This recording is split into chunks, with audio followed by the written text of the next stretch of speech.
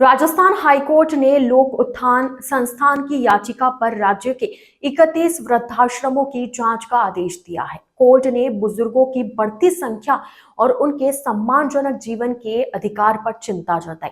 राज्य विधिक सेवा प्राधिकरण को चिकित्सा, भोजन, भवन और सुरक्षा सुविधाओं पर 15 फरवरी तक रिपोर्ट पेश करनी होगी। राजस्थान हाईकोर्ट की जयपुर बेंच ने लोक उत्थान संस्थान की जनहित याचिका पर सुनवाई करते हुए राज्य के 31 वृद्धाश्रमों के जांच के आदेश दिए। इस दौरान राज्य विधिक सेवा प्राधिकरण वृद्धाश्रमों में चिकित्सा सुविधा, भोजन की गुणवत्ता, भवनों की स्थिति, सफाई और सुरक्षा के इंतजाम को लेकर रिपोर्ट तैयार करेगा। यह रिपोर्ट 15 फरवरी तक हाईकोर्ट में पेश करना होगा।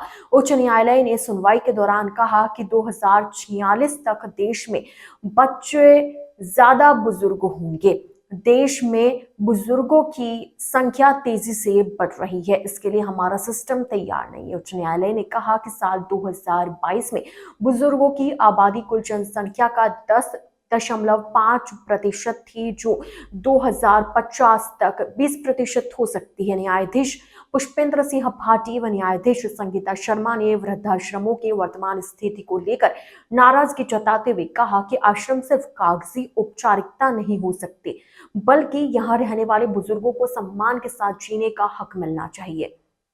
जनहित याचिका में वृद्धाश्रमों की खराब स्थिति को लेकर सवाल उठाए गए थे। राज्य सरकार ने बताया कि प्रदेश में 31 वृद्धाश्रम है। याचिकाकर्ता के वकील ने कहा कि सरकार की सूची में कई पुनर्वास केंद्रों को भी वृद्धाश्रम बताया गया। बता दें कि राजस्थान हाईकोर्ट की जयपुर बेंच ने लोक उत्थान संस्थान की जनहित याचिका पर सुनवाई करते हुए राज्य के 31 वृद्धाश्रमों के जांच के आदेश दिए हैं।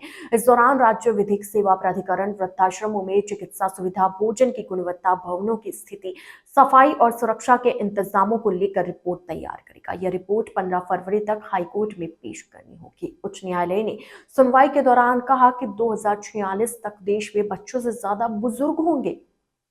देश में बुजुर्गों की संख्या तेजी से बढ़ रही है, इसके लिए हमारा सिस्टम तैयार नहीं है। उच्च न्यायालय ने कहा कि साल 2022 में बुजुर्गों की आबादी कुल जनसंख्या का 10.5% थी, जो 2050 तक 20% हो सकती है। न्यायाधीश पुष्पेंद्र सिंह भाटी व न्यायाधीश संगीता शर्मा ने वृद्धाश्रमों की वर्तमान स्थिति को लेकर बेहद नाराजगी जताई। उन्होंने कहा कि आश्रम सिर्फ कागजी औपचारिकता नहीं हो सकते, बल्कि यहाँ रहने वाले बुजुर्गों को सम्मान के साथ जीने का हक मिलना चाहिए। जनहित याचिका में वृद्धाश्रमों की खराब स्थिति को लेकर सवाल उठाए गए। राज्य सरकार ने बताया कि प्रदेश में 31 वृद्धाश्रम है। याचिकाकर्ता के वकील ने कहा कि सरकार की सूची में कई पुनर्वास केंद्रों को भी वृद्धाश्रम बताया गया है।